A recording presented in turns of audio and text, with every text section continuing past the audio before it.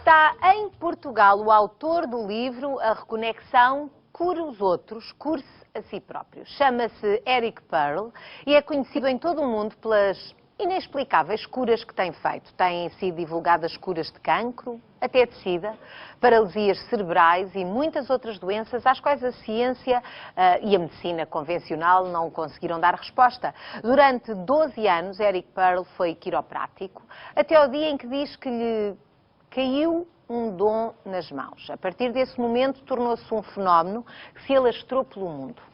Vamos ter a oportunidade de conhecê-lo já a seguir.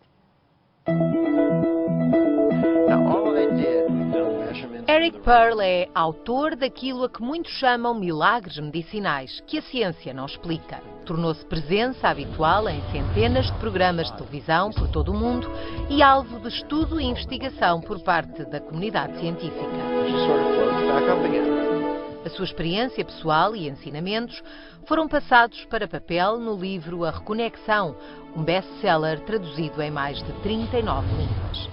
Eric Pearl viaja pelo mundo para dar cursos e seminários com o objetivo de formar cada vez mais pessoas em cura reconectiva, ou seja, dotar essas mesmas pessoas de capacidades curativas como ele. Para provar que isso é possível, passa muitas vezes da teoria à prática nas suas intervenções.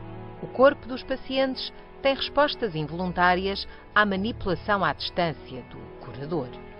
When you experience something like this, it seems like a normal process, but if you were to just tell me about it, I wouldn't, how does that happen, you know?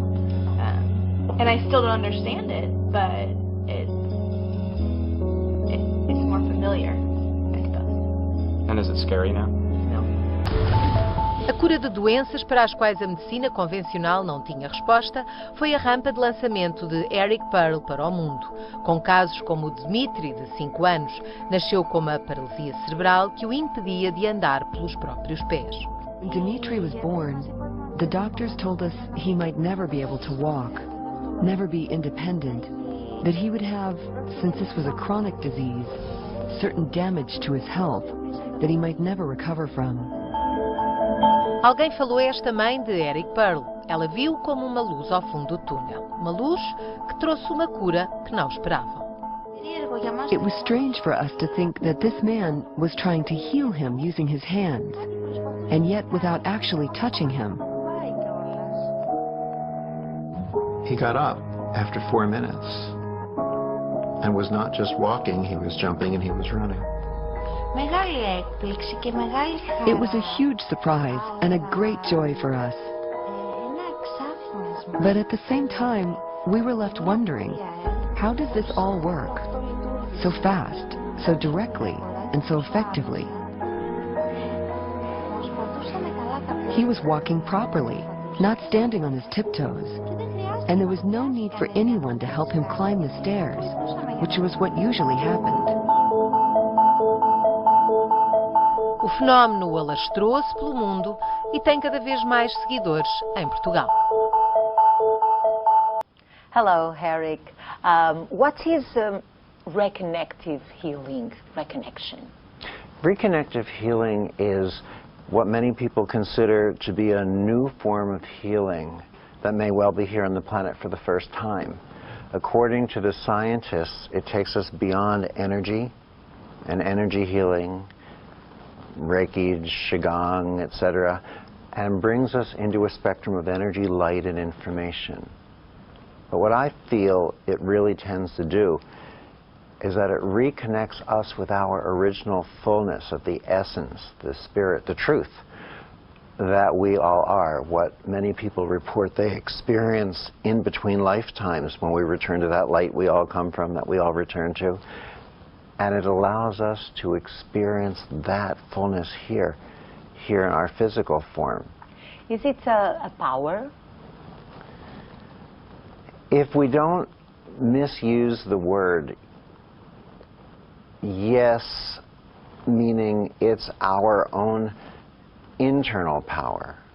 It's us accessing our own true innate power, our own gift. And when we experience this, what we really access is a more multidimensional awareness. And this multidimensional awareness, since we go where our attention goes, means we exist more multidimensionally. So just one tiny, tiny, tiny gift of this are the physical healings that take place.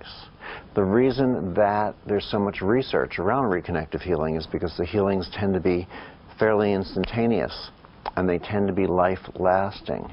And one of the many things they've discovered is that it raises, it elevates the level of light that emits from our DNA, makes it more focused, more coherent, and they feel that by raising this level of light, this is part of how we can understand the healings to be so immediate.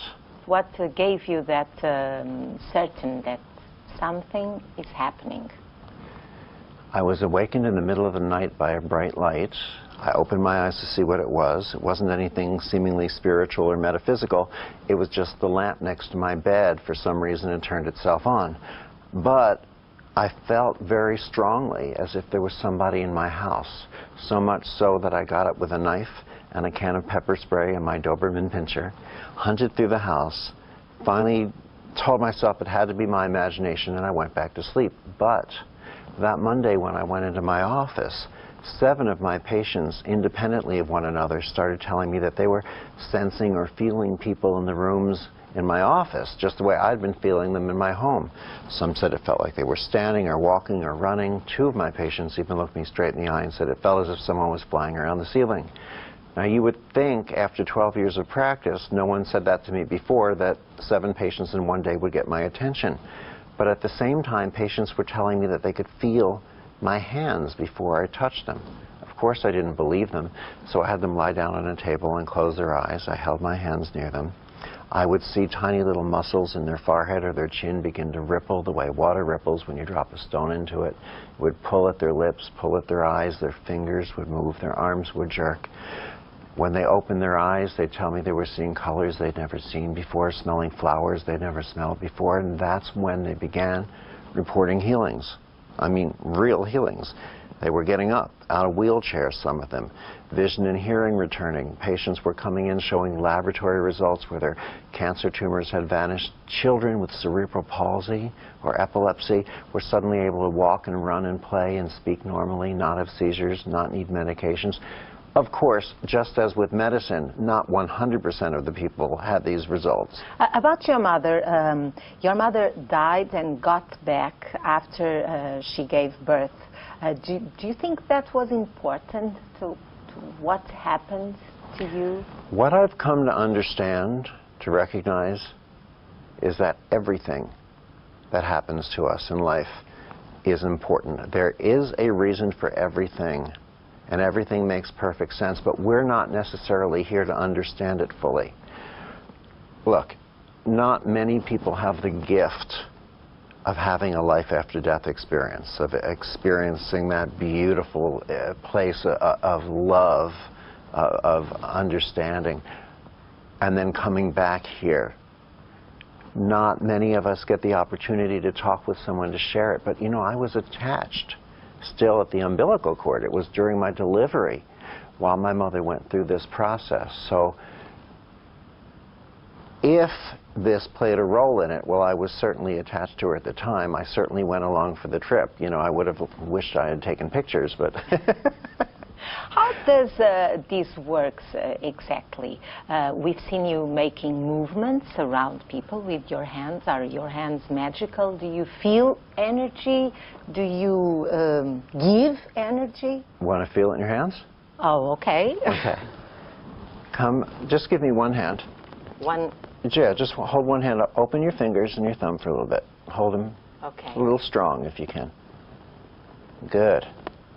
Now, as I bring my hand in, I don't know if the camera can see this, but you can probably see how there's a vibration in your fingers. Yes. Okay. My whole arm begins to float. If I push my arm down, it floats back up again.